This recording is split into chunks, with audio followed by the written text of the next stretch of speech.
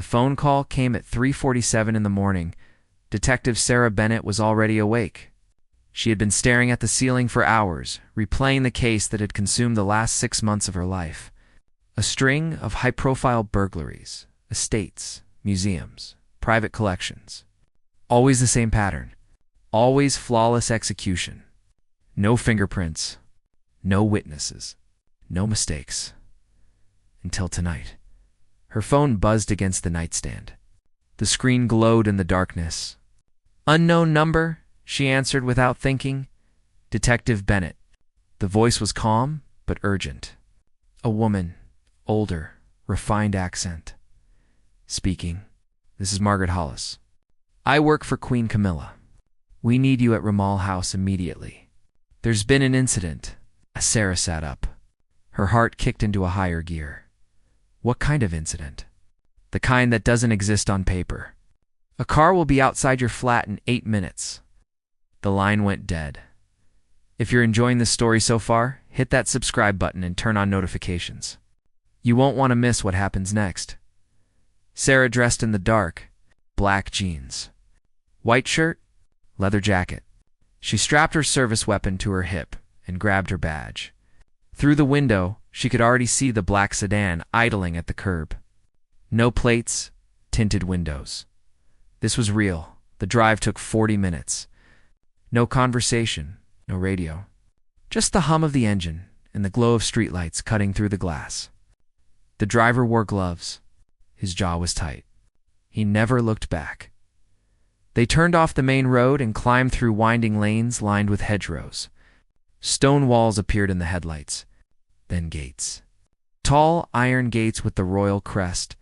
The estate was lit up like a crime scene, but there were no police cars, no flashing lights. Just dark SUVs parked in careful formation and figures moving through the shadows.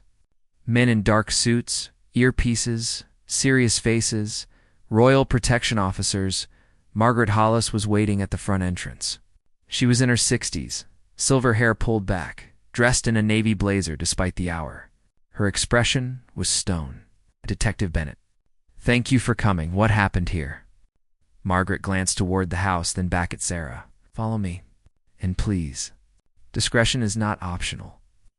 They walked through grand hallways lined with oil paintings and antique furniture. The house smelled of wood, polish, and old money. Everything was pristine, untouched, except for the silence. It was the kind of silence that follows violence. They stopped at a door on the second floor. 2 guards stood outside. Margaret nodded, and they stepped aside. Inside was a private sitting room, elegant, intimate, a place for tea and quiet conversation. But the far wall had been torn open. The painting that once hung there now lay on the floor, frame shattered. Behind it, a hidden safe gaped open like a wound. Empty. Sarah stepped closer. Her breath caught. What was inside? Margaret's voice dropped to barely a whisper. Jewels.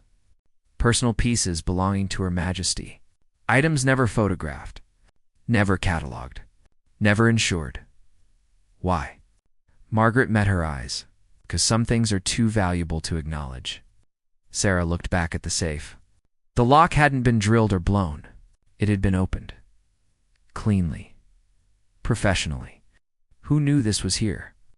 Fewer than 10 people in the world, and the security? State of the art. Every inch of this estate is monitored. Guards on rotation. No one gets in or out without clearance. Sarah felt the weight of it settling over her. Then how? Margaret's face didn't change, but something flickered in her eyes. Fear. That's what we need you to find out. Before sunrise? Before this becomes a scandal that could shake the crown itself? Sarah pulled on latex gloves and stepped closer to the safe. The metal door hung open, still gleaming under the lamplight.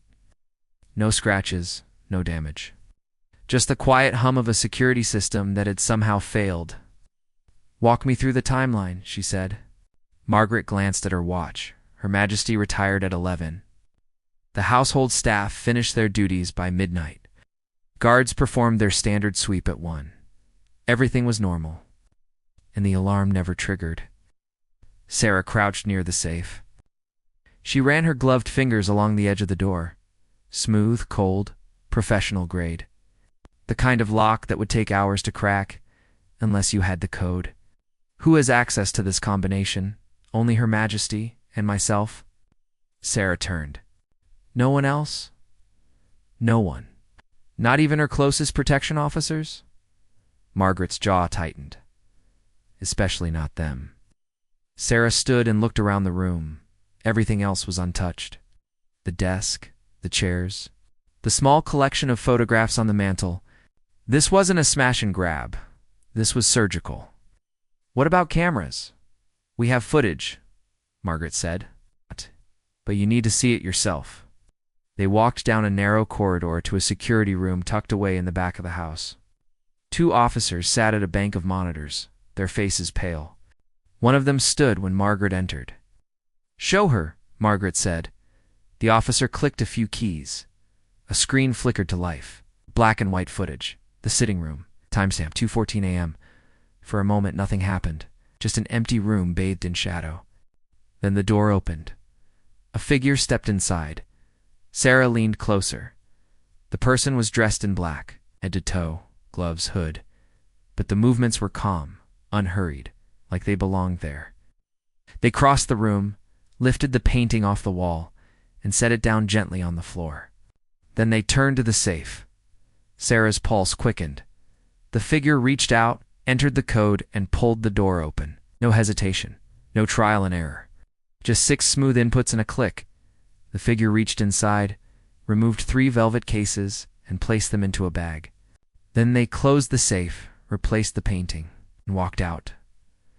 Total time, 4 minutes and 11 seconds. Sarah rewound the footage. How did they get in? The officer switched cameras. Hallway footage. The same figure appeared at 2:09 a.m. Walking calmly, no forced entry, no panic, just smooth, deliberate movement. They came through the east entrance, the officer said. Service door, code locked. Another code they knew, Sarah muttered. Margaret's face was stone. That door is used by trusted staff only. Kitchen. Housekeeping. People who have worked here for years. Sarah watched the footage again. Something about the figure's gait, the way they moved, confident, familiar. This wasn't a stranger, Sarah said. This was someone who knew the layout. The codes, the timing. Margaret didn't respond, but the silence said everything. Sarah turned to her. I need a list. Everyone with access to those codes. Everyone who's been in this house in the last month, and I need it now. Margaret nodded and pulled out her phone. She typed quickly, her fingers precise. Within seconds, Sarah's phone buzzed. A document encrypted. Sarah opened it. 12 names. Housekeepers, gardeners, private secretaries, security personnel. Each one vetted, each one trusted, each one with years of loyal service. One of them was a thief. I need to speak to Her Majesty, Sarah said.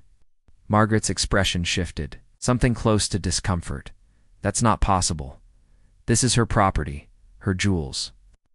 She's also the queen consort, Margaret said quietly, and she cannot be involved in a criminal investigation. It's not publicly, not even privately. Sarah held her gaze. Then how am I supposed to solve this? Margaret stepped closer. Her voice dropped. You solve it quietly. You find the jewels. You identify the thief. And you do it before anyone outside these walls finds out. Because if this leaks, detective, it won't just be a theft. It'll be a crisis. Sarah felt the pressure tightening around her chest. What's so special about these jewels? Margaret hesitated. For the first time, she looked uncertain. They weren't just valuable, she said slowly. They were sentimental, personal, gifts from someone no longer with us. Sarah understood. From the late Queen, Margaret didn't confirm it. She didn't have to. Sarah looked back at the list of names on her phone. 12 people, 12 lives. One of them was about to fall apart. I'll need to interview them all, Sarah said, starting now. Margaret nodded. They're being gathered in the staff quarters. But Detective Sarah looked up. Be careful. Whoever did this isn't just a thief. There's someone who knows how to disappear. The staff quarters were tucked behind the main house, connected by a covered walkway lined with ivy. Sarah followed Margaret through the cold morning air. The sky was still dark, but the first hint of dawn touched the horizon. Inside, 12 people sat in a long room that smelled of tea and tension. They looked exhausted, confused, afraid. Sarah scanned their faces, young and old, men and women. Some had worked here for decades. Others were newer. But every single one of them looked at her like she was about to ruin their lives. She probably was. Margaret stood at the front of the room. "This is Detective Sarah Bennett. She's here to ask you some questions. I expect full cooperation." No one spoke. The silence was thick. Sarah stepped forward. "I know this is difficult," she began, "but something was stolen from this house tonight. Something very important. And whoever took it knew exactly where to look." A woman in her 50s raised her hand slightly. Her name tag read Helen, housekeeper. "Are you saying one of us did this?" Sarah kept her voice steady. "I'm saying someone had access. Someone knew the codes. And I need to figure out who." Younger man shifted in his seat. Daniel Gardner, early 30s. He looked nervous. "We'd never steal from Her Majesty," he said. "We're loyal." "I'm sure you are," Sarah said. "But loyalty doesn't change facts. And the facts are simple. Whoever did this walked through a locked door, opened a locked safe, and walked out without triggering a single alarm." Silence again. Sarah pulled out her phone and opened her notes. "I'm going to speak to each of you individually. It won't take long. Just a few questions." Margaret led Sarah to a smaller room down the hall. A desk, 2 chairs. A window that overlooked the gardens. It felt more like an interrogation room than it should. One by one, they came in.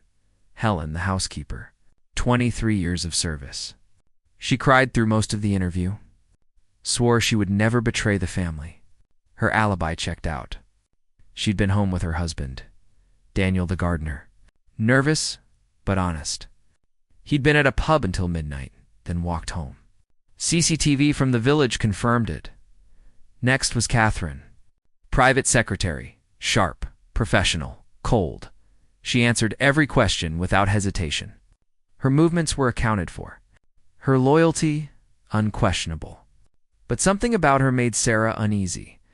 Then came James, security officer, mid-40s, ex-military. He sat across from Sarah with his arms crossed. Jaw set. "I've worked royal protection for 15 years, he said before Sarah could ask her first question. "I've never had a single complaint. Never missed a shift. Never broken protocol." "Where were you between 2 and 3 this morning?" "On patrol. East Wing. Logged every checkpoint. And you saw nothing unusual?" "Nothing." Sarah leaned forward. "The thief entered through the east service door. You were patrolling that area. How did they get past you?" James's face hardened. "I don't know. But I didn't let them in. Then who did? That's your job to figure out." Sarah held his gaze. He didn't blink. She let him go. By the time she reached the 10th interview, her head was pounding. Everyone had alibis. Everyone had explanations. Everyone seemed genuine, but someone was lying. The 11th person was Leela, assistant housekeeper. 26 years old, quiet, shy. She sat with her hands folded in her lap, barely making eye contact. "Ah! How long have you worked here, Leela?" 2 years. Do you like it?" "Yes, very much." "Have you ever been inside the Queen's private sitting room?" Leela hesitated. "Only to clean. Once a week." "Always supervised? Do you know where the safe is?" "No." Sarah watched her carefully. Lila's fingers twisted together. Her breathing was shallow. "Ah! If you know something, now's the time to tell me." "I don't know anything," Leila whispered, but her eyes said otherwise. Sarah leaned back. "Okay, you can go." Leila stood quickly and left the room. Sarah made a note. Something was off. The 12th and final person walked in. Thomas Head Butler, 68 years old, gray hair, steady hands. He'd been with the royal household for 40 years. He sat down. With the calm of someone who had nothing to hide, detective, he said politely. Thank you for your patience. Of course, where were you last night between 2 and 3 a.m.? Asleep in my quarters. I retired at 11:30, as I do every night. Can anyone confirm that? I live alone, but my quarters are monitored. Security can verify I never left. Sarah nodded. Do you know the code to the East Service door? I do, and the code to the Queen's private safe. Thomas paused, just for a moment. No, that information is restricted to Her Majesty and Ms. Hollis. Oh, but you've been here 40 years. You've served the royal family longer than almost anyone. And in all that time, you've never been told where the safe is? Never seen it opened? Thomas smiled faintly. Detective, discretion is the cornerstone of service. Some things are not meant to be known. Sarah studied him. His face was calm. His hands were still, but something about the way he spoke felt rehearsed. Thank you, Mr. Thomas. He stood and left without another word. Sarah sat alone in the room, staring at her notes. 12 people. 12 stories. But somewhere in the cracks there was a lie, and she had less than 3 hours to find it. Sarah walked back through the cold morning air, her mind racing. The interviews had given her nothing solid. Everyone had alibis. Everyone had explanations. But thieves always did. She found Margaret in the security room, watching the footage again. Anything? Margaret asked without looking up. Everyone seems clean. But someone's lying. Margaret finally turned. Who? Sarah shook her head. I don't know yet. But I need to see the footage again. All of it. Not just the sitting room. The security officer pulled up the full timeline. Sarah watched every camera. Every angle. The hallways. The grounds. The service entrances at 2:09 a.m. The figure appeared on the East Service door camera. Black clothing. They punched in the code and stepped inside. Sarah paused the footage. Go back. Show me the hour before this. The officer rewound. They watched in silence. Staff moving through hallways. Guards on patrol. Everything normal. Then at 1:47 a.m., something caught Sarah's eye. Stop. There, a figure moved through the west hallway. Small, quick. A woman, based on the build. She disappeared around a corner. Who is that? The officer zoomed in, but the angle was wrong. The face was hidden. Tracker, Sarah said. They followed the figure through 3 more cameras. She moved toward the staff quarters, then stopped outside a storage room. She looked around. Then she slipped inside. Sarah leaned closer. What's in that room? Cleaning supplies, uniforms, storage. Pull up the camera inside. There isn't one. Sarah cursed under her breath. How long was she in there? The officer checked the hemp. 11 minutes. Sarah stood. Show me that room now. Margaret led her through the house to the west wing. The storage room was small and cluttered. Shelves lined with supplies, mops, buckets, spare linens. Sarah pulled on her gloves and started searching. She moved methodically. Top shelf. Middle shelf. Bottom shelf. Nothing. Then she noticed a metal locker in the corner. It was slightly ajar. She pulled it open. Inside were uniforms. Staff jackets, aprons, and at the bottom, tucked behind a stack of folded towels, was a black hood. Sarah pulled it out. The fabric was soft, expensive, not standard issue. She turned it over. On the inside collar, barely visible, was a small embroidered tag. Initials .L.M. Leela. Sarah's pulse quickened. She looked at Margaret. Leela Morrison, assistant housekeeper. Margaret's face went pale. No, she's been with us for 2 years. She's quiet, reliable. She was also nervous during the interview. And she lied about what? I asked if she knew where the safe was. She said no. But someone who's cleaned that room every week for 2 years would notice a painting that never moves. Would ask questions? Margaret's jaw tightened. Where is she now? Sarah pulled out her phone. Still in the staff quarters. I need to bring her back in. They walked quickly through the house. The sky outside was lighter now. Dawn was breaking. When they reached the staff quarters, Sarah pushed open the door. The room was empty. Sarah's stomach dropped. Where is everyone? Margaret looked around, confused. They were told to stay here until dismissed. Sarah ran to the window. Outside, in the driveway, a small car was pulling away, fast. That's her, Sarah said. Margaret grabbed her radio. All units. Stop the vehicle leaving the east gate. Now. But it was too late. By the time the guards reached the gate, the car was gone. Sarah turned to Margaret. I need her address. Her phone records, everything. Margaret was already typing on her phone. I'm sending it to you now. But Detective... Sarah looked up. If she took those jewels, she won't keep them long. She'll sell them. Or hide them. We need to move fast. Sarah was already out the door. The drive to Leela's flat took 20 minutes. Sarah pushed the speed limit the entire way. Her mind was racing. Leela had access. Leela knew the layout. Leela was scared.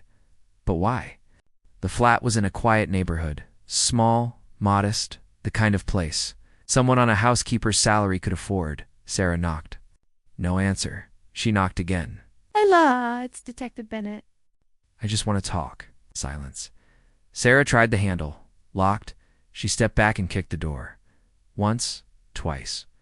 On the third kick, the lock gave way. The flat was dark. Sarah pulled her flashlight and stepped inside. The living room was neat. Almost too neat. Like someone had cleaned in a hurry. She moved through the space. Bedroom, bathroom, kitchen. Nothing then. She saw the closet. The door was cracked open. Sarah pulled it wide. Inside, on the floor, was a black bag. Sarah's heart pounded. She crouched down and unzipped it. 3 velvet cases. She opened the first. One, a diamond necklace. Stunning, old, priceless. The second case held a brooch. Emeralds and sapphires. Fit for a queen. The third was a ring. A simple gold band with an engraving inside to my dearest Camilla. With love, Ear Elizabeth Regina, Sarah felt the weight of it. These weren't just jewels. They were memories. Pieces of a life. A bond between a mother-in-law and a daughter-in-law, and Leela had taken them. But where was she? Sarah stood and turned. That's when she heard it. A creak. Behind her, she spun, reaching for her weapon. Leela stood in the doorway. Her face was pale. Her hands were shaking. And in her right hand, she held a kitchen knife. Sarah kept her hand on her weapon, but didn't draw it. Her voice was calm. Leela, put the knife down. Leela's hand trembled. Tears streamed down her face. I didn't mean for this to happen. I know. But holding that knife isn't going to help. You don't understand? Then help me understand. Talk to me. Leela's breathing was ragged. Her eyes darted to the bag on the floor. The velvet cases. The stolen jewels. I didn't want to do it, she whispered. I had no choice. Sarah took a slow step forward. There's always a choice, Leela. But right now, you need to put the knife down so we can talk. Okay? Leela's grip tightened on the handle. If I go to prison, my sister dies. Sarah froze. What? Leela's voice cracked. My sister. She's 17. She has leukemia. The treatment, it's expensive. So expensive. And our insurance won't cover it all. I've been working 2 jobs, saving everything. But it's not enough. It's never enough. Sarah felt her chest tighten. I didn't know what to do, Leela said, her voice breaking. And then someone contacted me. A man, he said, he knew my situation. He said he could help. He offered me money. Enough to cover everything. All I had to do was ... this. Who was he? I don't know. I never saw his face. We only talked on the phone. Encrypted messages. He knew everything about me. About the house. About the jewels. He told me exactly what to do. when to do it, how to get in and out. Sarah's mind raced. He set you up. I didn't have a choice, Leela said again, her voice desperate. If I said no, my sister would die. If I said yes, I could save her. What would you do? Sarah swallowed hard. I would try to find another way. There is no other way, Leela said. Don't you think I looked? Don't you think I tried? Sarah took another step closer. Leela, you're not a criminal. You're scared. You're desperate. I get that. But the person who put you in this position, he's the real thief. And if you help me find him, we can fix this. Leela shook her head. Can't fix this. I already took the jewels. I already broke the law. But you didn't sell them. You didn't run. You came back here? Why? Leila's face crumpled. Because I couldn't do it. I couldn't destroy someone else's life to save my sister's. Those jewels, they're not just valuable. They meant something to her. And I took them. Sarah's voice softened. Then give them back. Leela looked at the bag. Then it's Sarah. Will that make it better? It's a start. Slowly, Leela lowered the knife. It clattered to the floor. She sank to her knees, sobbing. Sarah moved forward and kicked the knife away. She knelt beside Leela and put a hand on her shoulder. You did the right thing.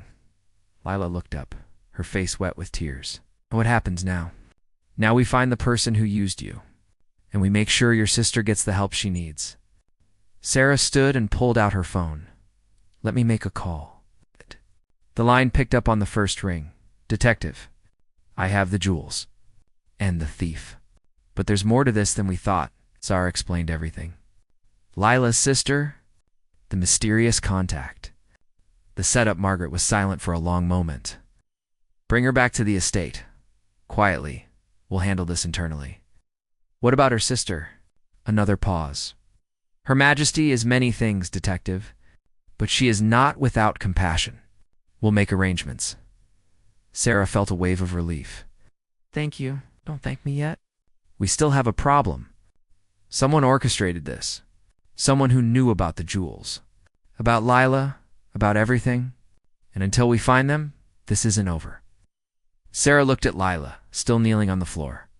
I'll find them. I hope so. Because if this happens again, we won't be able to keep it quiet. The line went dead. Sarah helped Leela to her feet. Come on. We're going back. Leela wiped her face. Am I going to prison? I don't know yet. But I'm going to do everything I can to make sure you don't. They drove back to the estate in silence. The sun was fully up now. Golden light spilled across the countryside. It should have felt hopeful. But Sarah couldn't shake the unease crawling up her spine.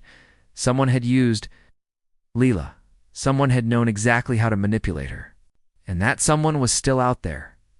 When they arrived, Margaret was waiting. She took the velvet cases without a word and handed them to a royal protection officer. Then she looked at Leela. Wait in the staff quarters. Someone will speak with you shortly. Leela nodded and walked away, her head down. Margaret turned to Sarah. The jewels are secure. Her Majesty has been informed. She's relieved. And Leela, her sister will receive the treatment she needs, anonymously. As for Leela herself, that depends on what happens next. Sarah crossed her arms. Need to trace the contact. Phone records. Messages. Whoever set this up left a trail. We're already working on it, Margaret said. But there's something else you should know. Sarah's stomach tightened. What? Margaret pulled out a tablet and turned it toward Sarah. On the screen was a surveillance photo, grainy, taken from a distance. But clear enough, a man standing outside the estate gates. Not watching, waiting. The timestamp was from 2 weeks ago. Do you recognize him? Margaret asked. Sarah stared at the image. The face was partially obscured by a cap. But something about the posture, the build, her blood ran cold. No, she lied, but she did, because the man in the photo was someone she knew very well. Sarah's mind raced as she stared at the photo. The man in the cap, the build, the way he stood. It was Marcus Shaw, her former partner. The detective she'd worked with for 5 years before he retired last spring. The man who'd taught her everything she knew about investigating high-profile crimes. The man who'd vanished without a trace 6 months ago. Margaret was watching her carefully. "You're sure you don't recognize him?" Sarah forced herself to breathe, "I'm sure. But I can run facial recognition, see if we get a match." Margaret nodded slowly. "Do that? And detective?" Sarah looked up. "If you're hiding something, now's the time to tell me. Because if this goes wrong, it won't just be your career, it will be all of ours." Sarah held her gaze. "I'm not hiding anything." But the lie tasted bitter. Margaret walked away, leaving Sarah alone with the tablet. She stared at Marcus's face, the man who'd been her mentor, her friend, the person she'd trusted more than anyone. He was behind this. She pulled out her phone and stepped outside. The morning air was cool and sharp. She dialed a number she hadn't called in months. It rang 4 times, then a familiar voice answered, "Sarah." Marcus sounded surprised, cautious. "We need to talk." Silence. "About what?" "About why you're targeting the royal family." Another long silence. Then a bitter laugh. "So you figured it out?" Sarah's chest tightened. "Why, Marcus? You were one of the best detectives I knew. You had a pension. Respect. Why throw it all away?" "Because the system's broken, Sarah. You know that as well as I do." "That's not an answer." Marcus sighed. "Do you remember the Harrington case? 3 years ago? The art theft." Sarah did. It was one of their biggest cases. A private collection worth millions. It solved it, recovered the art, made the arrest. "What about it?" "The thief was a kid, 22 years old. Stole to pay for his mother's cancer treatment. We sent him to prison anyway, and his mother died 6 months later." Sarah felt a chill. "That wasn't our fault, wasn't it?" Marcus's voice was hard. "We enforce a system that values things over people. Jewels over lives. And I was part of it for 30 years. I'm done." "So you became a thief?" "I became someone who helps people the system ignores. Leela's sister needed treatment. I gave her a way to get it. By manipulating a scared young woman into committing a crime. By giving her a choice. Something the system never did." Sarah clenched her jaw. "And the jewels? What were you going to do with them? Sell them? Use the money to help others like Leela? People who fall through the cracks?" "That's not justice, Marcus. That's theft. Call it what you want. But at least I'm doing something." Sarah closed her eyes. "Where are you? Somewhere you won't find me." "Marcus, please, turn yourself in. Let me help you. The way I helped you when you were a rookie? When you made mistakes and I covered for you?" Sarah's heart sank. "That's not fair. Life's not fair, Sarah. You taught me that." The line went dead. Sarah stood there, phone in hand, feeling the weight of everything crashing down. Marcus was gone. She had no idea how to find him. She walked back inside. Margaret was waiting in the security room. "Did you find anything?" Sarah hesitated. Then she shook her head. "Not yet, but I will." Margaret studied her for a long moment. "I hope so, detective. For all our sakes." Sarah spent the next 2 hours working. She pulled phone records, traced encrypted messages, followed digital breadcrumbs. But Marcus was careful. Every trail led to a dead end. By mid-morning, she was exhausted. Frustrated, angry. Then her phone buzzed. A text from an unknown number. "You're better than this. Sarah, don't let them turn you into what I became." She stared at the message. Then another came through. "The jewels are back. Lila's sister will be okay. Walk away." Sarah's hands shook. She said, She thought about Lila, about Marcus, about the line between justice and compassion, about how thin that line really was. Then she made a decision. She deleted the messages. She closed her laptop, and she walked into Margaret's office. "I've done everything I can," Sarah said. "The thief used burner phones, encrypted networks. We're not going to find them." Margaret's face hardened. "So that's it? We just let them go? The jewels are back? No one was hurt? Pursuing this further will only create more problems." Margaret was silent for a long moment. "Her Majesty won't be happy. Her Majesty has her jewels. And Lila's sister has a chance at life. Sometimes that has to be enough. Margaret sighed. You're either very wise or very foolish, detective. Maybe both. Margaret stood and extended her hand. Thank you for your discretion. Sarah shook it. What happens to Leela? She'll be dismissed. Quietly. With a reference that says nothing about this, and her sister's treatment will continue. Anonymously. Sarah nodded. That's fair. She left the estate as the sun climbed higher. The drive home felt longer than it should. Her mind replayed everything. Marcus's voice, his choices, his reasons. She didn't agree with what he'd done, but she understood why. That night, Sarah sat in her flat staring at her phone. Part of her wanted to keep searching, to find Marcus, bring him to justice. But another part of her wondered if justice was really what this world needed, or if sometimes compassion was more important. She thought about Leela, about a 17-year-old girl who would live because someone broke the law, and she thought about the jewels, safe in their velvet cases. Turned to a woman who had everything. Sarah didn't have the answers. She wasn't sure anyone did. But she knew one thing. Some stories didn't have clean endings. Some choices didn't have right or wrong. And sometimes the best thing a detective could do was know when to walk away. She turned off her phone, and for the first time in months, the crown's jewels were safe. A girl's life was saved. And somewhere out there, a man who'd spent his life enforcing the law was now breaking it for people who had nothing. The world wasn't fair. But maybe in some small way, it was a little more balanced. And that was enough.